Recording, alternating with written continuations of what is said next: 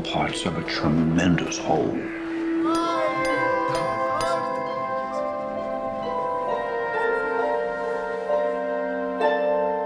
A curse.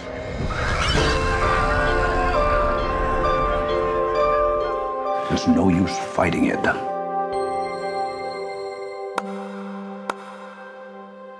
The difficulty is to convince someone else he is really part of you. You think he's queer? I've been spending time with him. I can't tell. Well, could always just ask. No. I want to talk to you without speaking.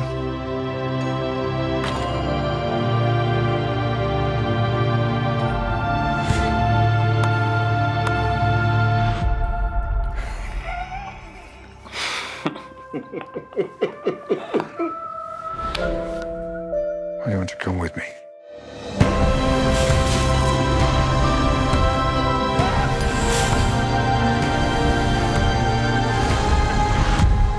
Door's already open, can't close it now. All he can do is look away. But why would you?